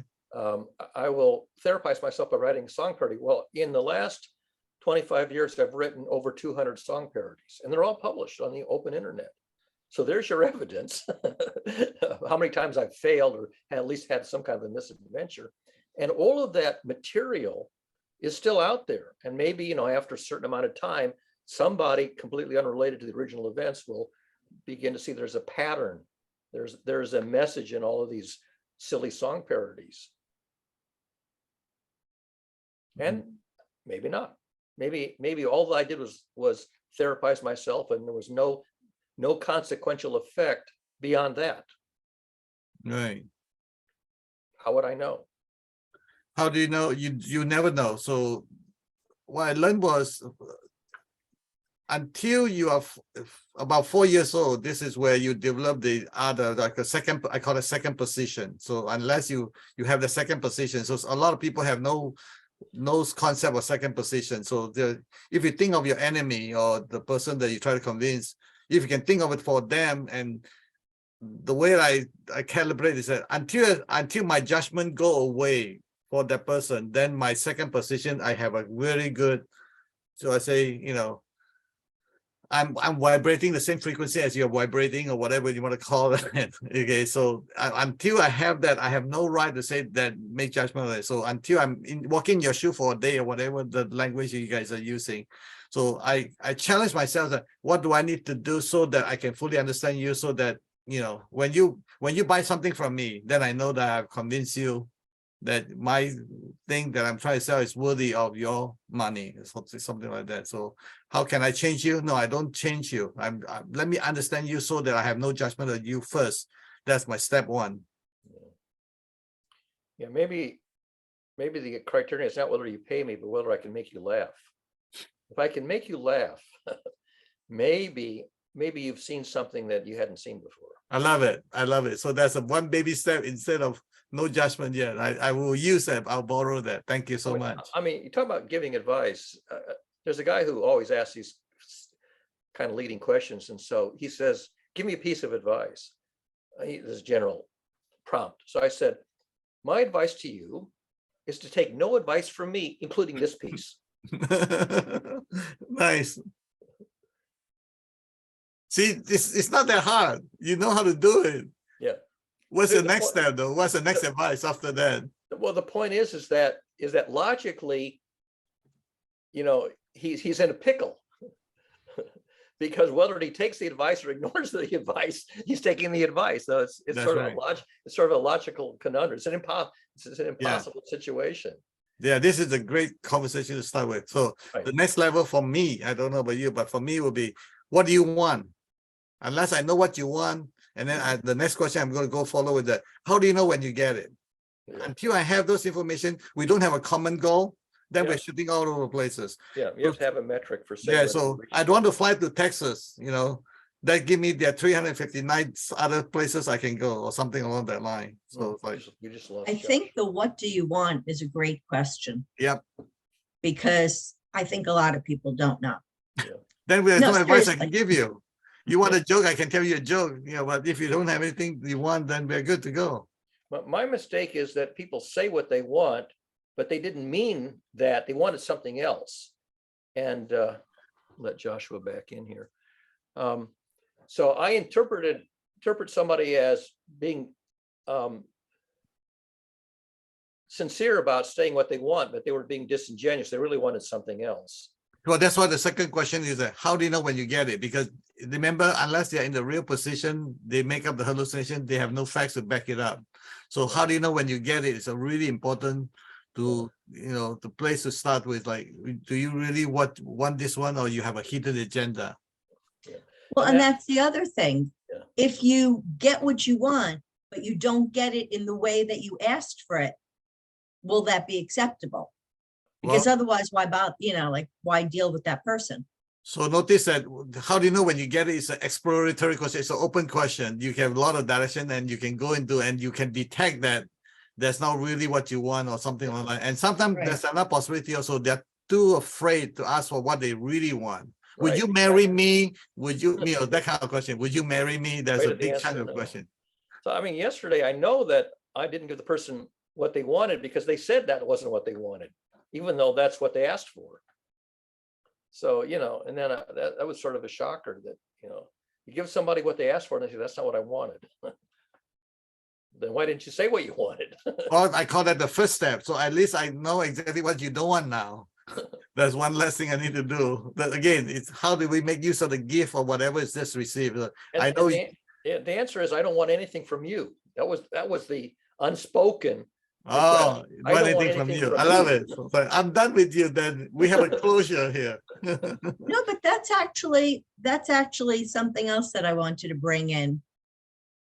Sometimes you have the wrong person in the wrong place. Yeah. Like, when you were saying about, first you have to get rid of the judgment, there Yeah. may be times where you can't and shouldn't get rid of that judgment. That judgment is accurate. And in that case, you just have to recognize that that thing or person or situation is for somebody else. It's not yours. It's not what you were made to be suited to handle and deal with. There's Yeah. nothing wrong with that. Actually, that's a positive. Thank you, Sassy. So remember the judgment you have. The first one I have with you is a constant. The second one you're referring to is a variable. Once it's a variable, I'm good to go. I have no problem with the judgment as a variable, not as a constant. If it's a constant, Right. Exactly. Yeah, of course, call that judgment prime. And also to be able to say, even if it is a constant, it also means that there's something about you that's been constant. So you got to turn that around as well. That's right. You got it. As soon as you turn it around, it become a variable. That's my point. But I also draw a distinction between a judgment and a conclusion. based on evidence and research. So you have a scientifically defensible conclusion after an enormous amount of research. That's not a judgment. That's a conclusion.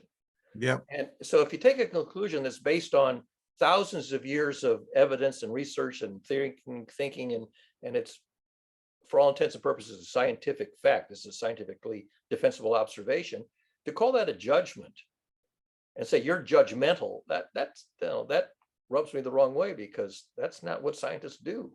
That's another trick. They can make the judgment the variable. It's a judgment for now. As soon as you add the word for now, that's a variable.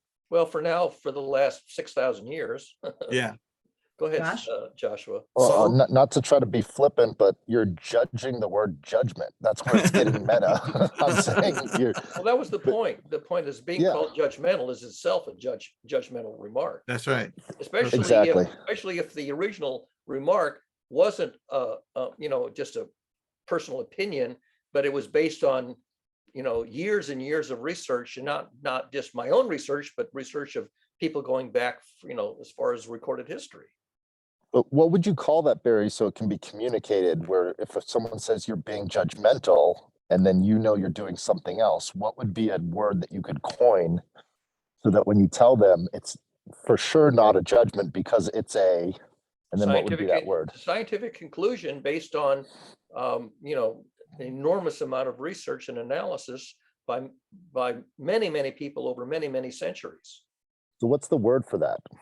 Conclusion. It's a conclusion. It's an it's based on observation. If you observe the same thing happening over and over and over again as a pattern, then you can conclude that that's a persistent pattern. That's a conclusion because of the enormous volume of evidence.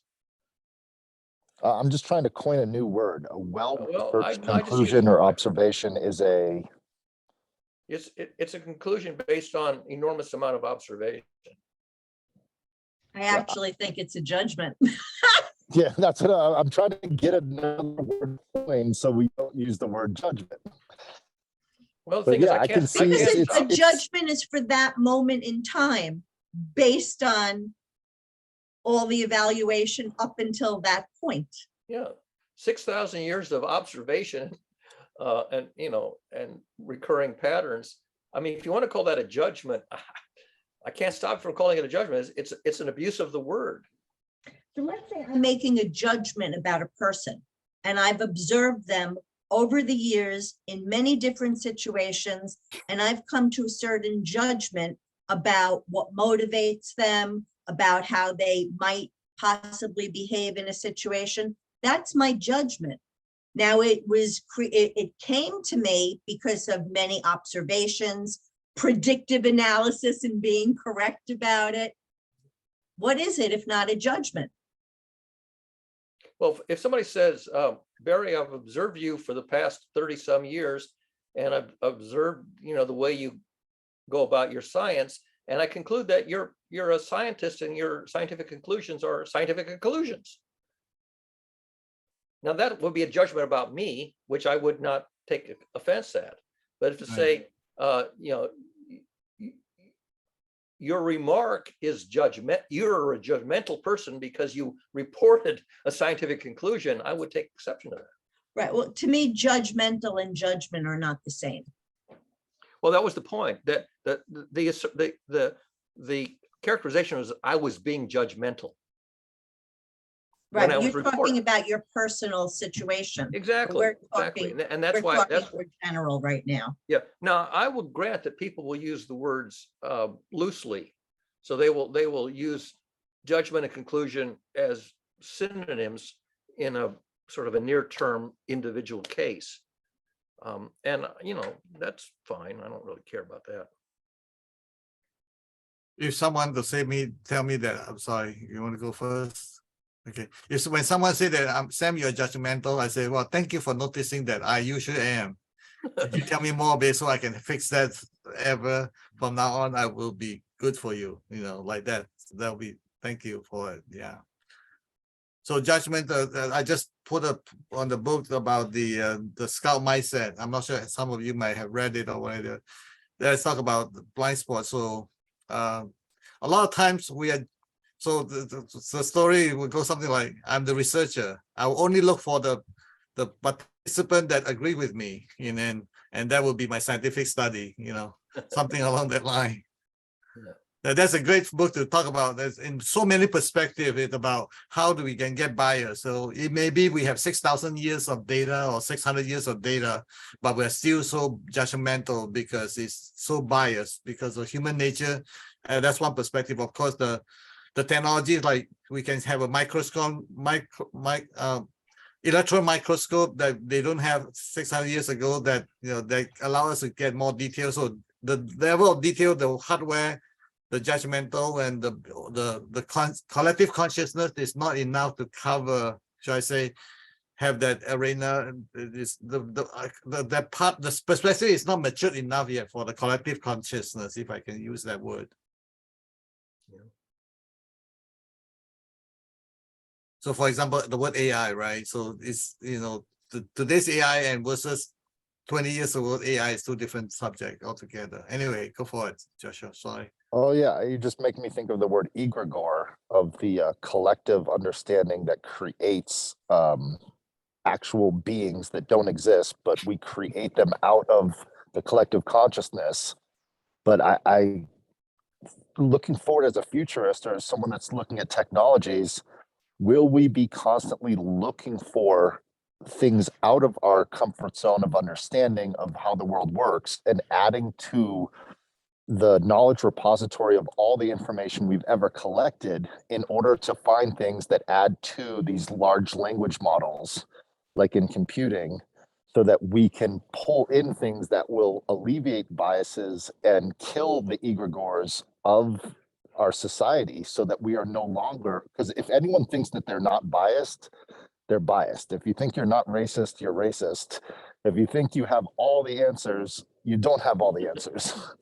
So if we can be of that mindset of allowing for information to come in to those judgments, that's what I hear Stacy saying when yes, you have all the information, you have a very reasonable scientific conclusion, and you are probably 99% accurate, but there is a 1% that you haven't figured out yet. And until you figure that out, you have no right to judge anyone on anything because you don't know all of the facts. There's an infinite. But you can amount. We only have- make the conclusions from your reality, Barry. So that's the best you can do, and you're doing your best, and your intention is good. We are finitely knowledgeable and infinitely ignorant. It's not a 1% we don't know. There's an infinite amount we don't know, and a tiny, tiny, infinitesimal percentage that we do know.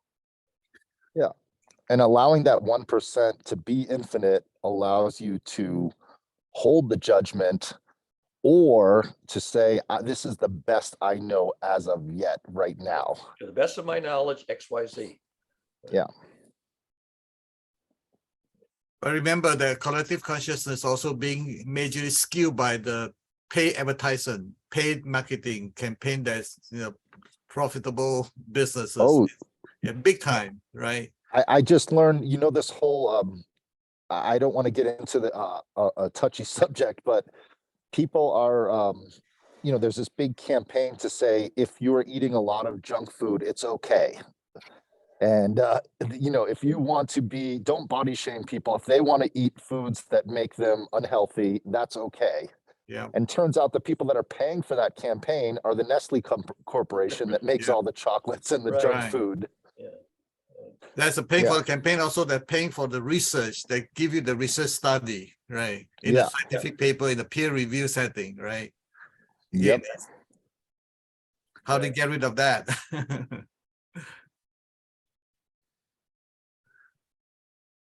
How to get rid of ignorance? Yeah. The answer is, I know some ways, but they're not terribly effective a lot of the time.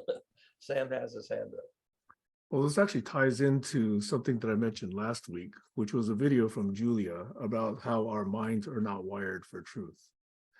That's right. And I wanted to make sure that we mentioned it before the top of the hour, because I did say that we could potentially talk about it today, but I'm very, very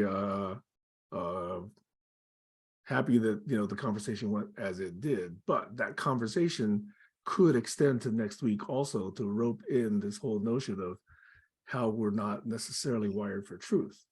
If we look at survival aspects of existing in current society. So here's an interesting opportunity to bring those themes together, even though we only have about 5 minutes left. I would just suggest one of the people that I've been following is Donald Hofstadter, which is a researcher on consciousness, but also a mathematician, scientist, computer scientist. And I think his work would be something interesting to look at on that subject. As far Donald or as Douglas Hofstadter? Yeah, I thought it was Douglas. Donald, Well, the maybe one I'm who's my pronouncing it age is, wrong. the one who's my age is Douglas. Is there a younger Donald Hofstadter that I don't know about? maybe I'm pronouncing his name wrong. And I'm getting Bertel too Escherbach is confused. Douglas Hofstadter. Right, correct. That's Douglas Hofstadter. And then Donald Hofstadter, I believe, is the consciousness scientist who has the belief that we are looking at an interface through survival. And we're seeing reality much like we see, he uses the analogy of an icon on your desktop. That is not the word program. That is not the code that represents the program Word in a Microsoft thing. It is an icon representing that, and we use that throughout all of our life for survival. So we're not actually seeing the code of reality.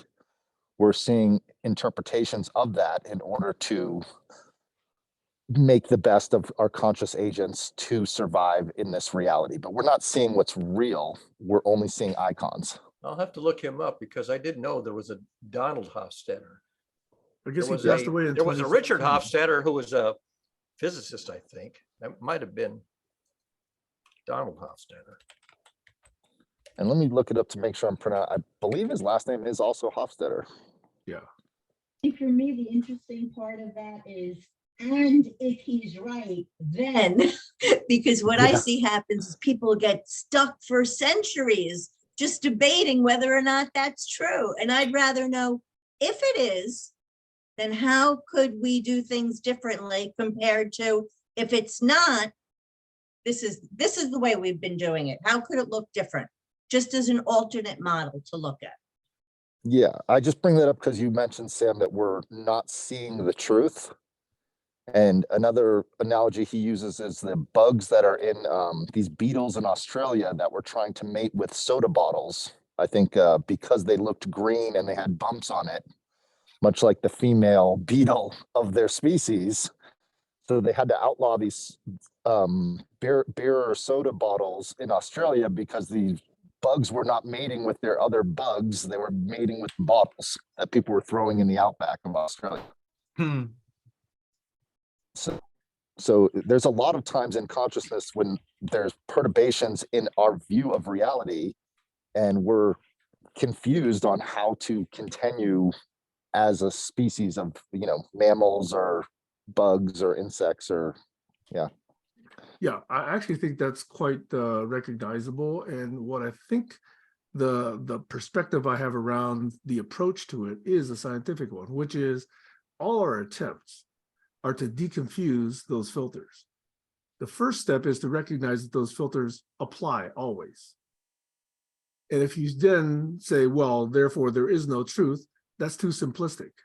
There is a way to triangulate and quadrangulate and quintriangulate, et cetera, because we can look through our eyes, our ears, our touch, various different instruments, other people, other constructs to actually look at what those filters are doing to us. And each different perspective allows us to, peel away different other filters. Mm. That is science. So I think that there's, in society today, and I think this is one of the themes that I'd like to, keep bringing up in this particular forum, is this immediate jump to, therefore there is no truth. That's too simplistic a conclusion to make. So the fact is, truth is more complicated. It's truth with a lowercase t, not truth with the uppercase T. And people keep trying to believe in an uppercase T truth, and then keep claiming, oh, well, you can never get it. And that's why I think this deep rocking group, this deep co-sense making group, really has power, really has mission, is to peel away, in my view, that limited and that very simplistic form of thinking. Over. In the same vein, could we create a system collectively, much like the scientific method, to peel away those layers together as a group? It's called science, right? Yeah, that's what, But also methodology of extrapolating those things that are protruding the truth from our collective understanding. Okay, all right. Well, in a very self-serving way, I would say that's what I'm really trying to do with collaborology. And Yeah. by no means do you have to accept that, but that's what I'm trying to do. Well, I'm just saying, going back to Barry mentions the 36 questions in the Socratic, is it the Socratic method, Barry? yes. So could we either, I mean, we don't have to practice that exact practice, but could we make a simplified form of the 36 questions? Is that a possibility, Barry, to do, or do we need more people? I've written up, I think 4 or 5 variants of the 36 questions for different perspectives. So, yeah, I mean, we could, if you want to spend some time on the Lamed Vav, the 36, the Kabbalistic legend of the Lamed Vav, and then the 36 question framework of the Socratic method, 6 questions at 6 levels of abstraction, from the most concrete to the most abstract. I mean, so once you think about it, it's pretty obvious. You start with concrete examples, and then you sort of generate, you get a generalization of the individual instance, and you keep working your way up to higher and higher levels of abstraction. 6 levels of abstraction and 6 questions to answer at each level, you're 36.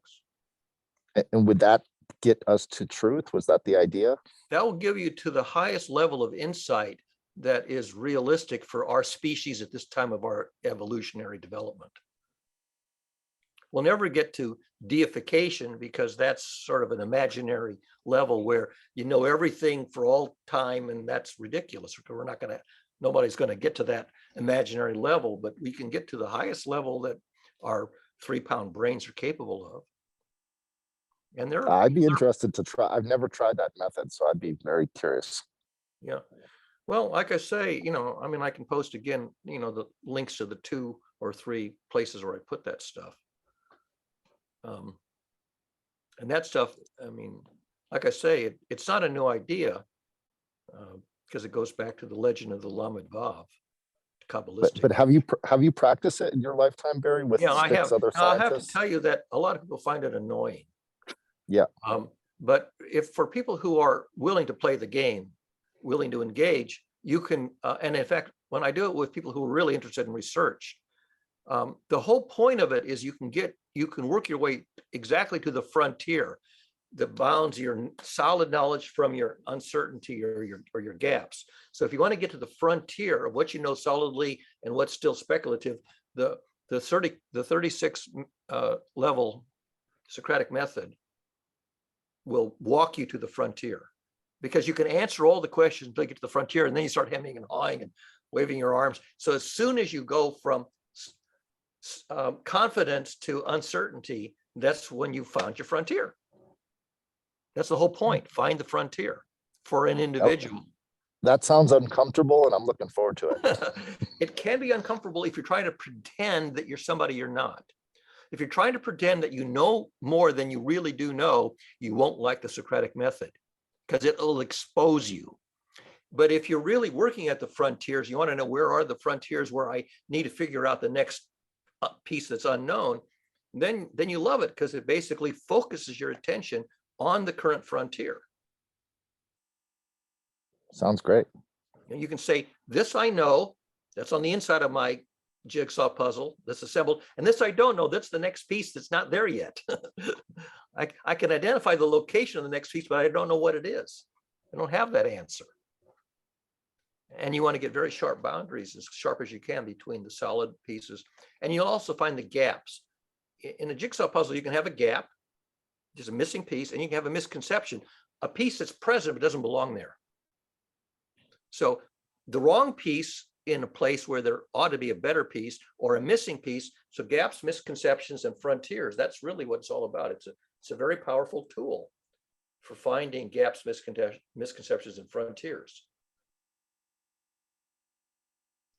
Use it if you're trying to do research. If you're trying to, be a stuffed shirt and pretend you know something, then you won't want journalists asking those kinds of questions that are embarrassing, that reveal that you're the great pretender.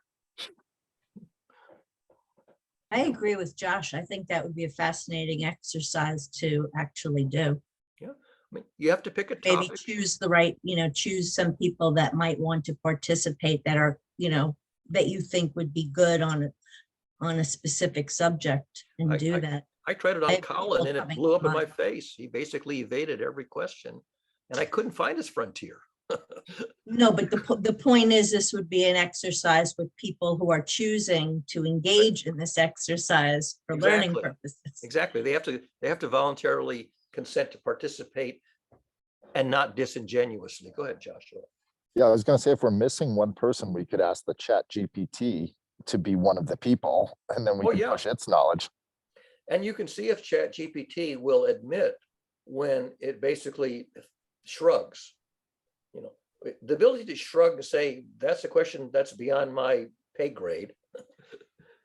And not Chat GPT because I haven't played with it, but the other one that I can't remember who put out the last one that I played with. When you got to its frontier, it just started talking gibberish. It kept repeating the same stuff, worded differently until it just tied itself up into knots.